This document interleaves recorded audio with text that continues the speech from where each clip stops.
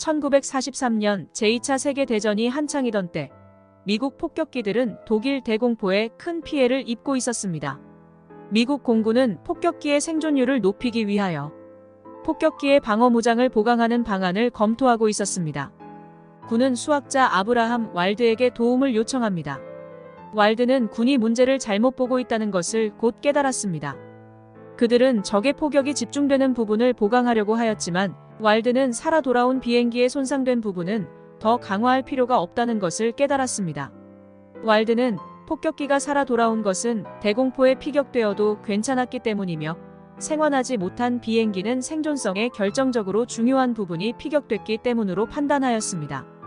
즉, 복귀하지 못한 전폭기는 바로 생환한 전폭기에서 손상을 입지 않은 부분이 피격되었기 때문이라고 추론하게 됩니다. 따라서 보강이 필요한 부분은 살아 돌아온 비행기에서 피격되지 않은 부분이었습니다. 실제로 생환한 비행기들에서 손상되지 않은 부분은 바로 엔진과 연료 계통, 그리고 조종석이었습니다. 군은 처음에는 회의적이었지만 왈드는 결국 그의 이론을 시험해 보도록 설득했습니다. 폭격기의 엔진과 조종석을 보강했고 그 결과는 성공적이었습니다. 이 일화는 생존 편향의 사례로 가장 많이 회자되는 유명한 이야기입니다.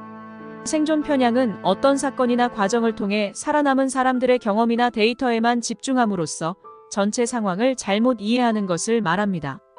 생존 편향의 사례는 우리 생활 주변에서 심심치 않게 발견할 수 있습니다. 코로나가 기승을 부리던 시기 논란이 되었던 코로나 생존율 논쟁도 생존 편향의 전형적인 사례입니다. 코로나 생존율은 코로나 감염자 중 사망하지 않고 생존한 사람의 비율을 측정하는 것입니다.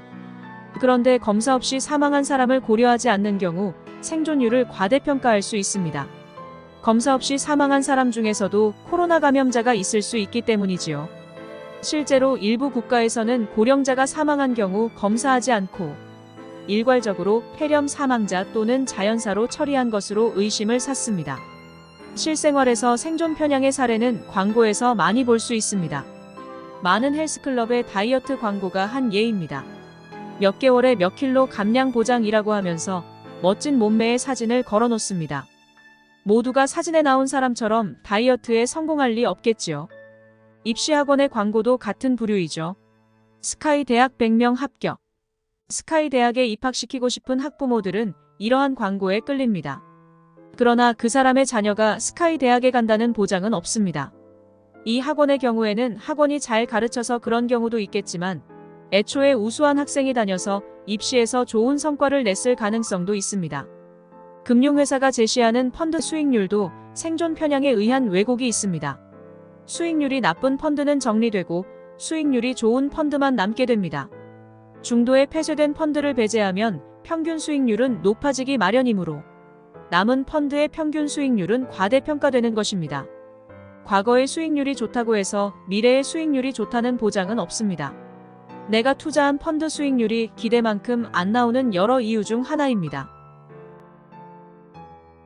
성공 사례를 기준으로 판단하는 것은 때로 위험한 결정에 이르게 할 수 있습니다. 성공한 사람들은 낮은 확률을 극복하고 성공하거나 큰 위험을 무릅쓰고 성공한 것입니다. 문제는 이런 성공 사례들은 전체적인 상황에서 대표성이 없다는 데 있습니다. 그들을 모방하더라도 실패할 가능성이 더 높을 뿐 아니라 경우에 따라서는 위험하기도 합니다. 누구나 성공한 사람들이 택한 방법에 따라 성공할 수 있다면 애초에 그 위험은 그렇게 크지 않거나 아예 실패 확률이 높지 않은 것입니다. 우리는 은연중에 모든 성공에는 성공에 이르게 한 공통적인 요소가 있고 또 그것이 모방 가능한 것이라는 가정을 합니다. 그럴 수도 있겠지요. 그러나 성공에 이르게 된 요인들은 매우 다양합니다. 많은 경우에 그냥 우연한 행운 덕분에 성공한 경우도 있는 거죠. 사실 상관관계는 있을지 모르지만 인과관계가 모호한 이야기들이 많습니다. 성공한 누구를 보니 아침 5시에 일어나 독서를 하더라. 그래서 성공한 것처럼 이야기합니다. 그냥 그 사람은 잠이 없는 것일 수도 있고 흔한 아침형 인간으로 독서를 좋아하는 사람일 뿐일 수도 있는 것입니다. 독서를 많이 해서 현명한 사람이 되었을 수도 있지만 그것이 그의 성공과 어떤 인과관계가 있는지 알 수 없습니다. 이런 정도는 별 문제 없지만 위험한 경우도 있습니다. 빌 게이츠가 대학을 중도에 그만두고 창업해서 성공했다고 해서 학교를 그만두고 창업에 나서면 성공할까요? 빌 게이츠가 학교를 그만둔 것은 창업할 아이디어가 확고하기 때문에 졸업 때까지 기다릴 수 없었다고 봐야 하지 않을까요? 즉 학교를 마칠 때까지 기다릴 수 없을 만큼 좋은 아이디어가 있기 때문에 학교를 그만두고 창업한 것입니다. 핵심은 아이디어에 있는 것이지 학교를 그만둔 것에 있는 것이 아닙니다. 한편 생존 편향을 적극적으로 활용해 조직의 문제점을 개선하는 사례도 있습니다. 넷플릭스는 북업메일이라는 독특한 제도를 운용하는데요. 조직에 잘 적응하고 생존한 현직자가 아니라 조직을 떠나는 사람들의 이야기를 참고해서 생존 편향을 극복하고 조직 문화를 개선하려는 시도입니다. 실제로 개선 효과를 보기도 했습니다. 고객 서비스 부서에서 연달아 3명이 퇴사를 하는 사건이 있었는데 북업메일을 통해 부서 팀장의 갑질이 확인되었습니다. 그 팀장은 결국 해고되었고 추가 퇴사자를 막을 수 있었습니다. 북업메일을 작성하다 퇴사 결정을 번복하는 직원도 있었습니다. 메일을 작성하는 과정에서 그간의 오해가 풀려 퇴사 의사를 접었다고 합니다. 그러면 생존 편향은 왜 일어나는 것일까요? 첫째는 생존한 데이터, 즉 현재 관찰 가능한 데이터를 전체 집단으로 착각하는 데 있습니다. 성공 사례 뒤에는 수많은 실패 사례가 있습니다. 따라서 생존 편향을 완화하기 위해서는 성공 사례와 실패 사례를 함께 고려해야 합니다. 실패 사례를 찾기 어려운 경우에는 직접 실험해보는 방법도 있습니다. 생존 편향이 발생하는 두 번째 원인은 상관관계와 인과관계를 혼동하는 데 있습니다. 흔한 성공 공식에 내재되어 있는 오류의 원인이 바로 여기에 있습니다. 어떤 두 개의 사실이 높은 상관관계를 가지고 있더라도 인과관계는 별개의 문제입니다. 추가적인 조사와 검토를 통해 단순한 상관관계인지 인과관계인지 파악해보는 노력이 필요합니다.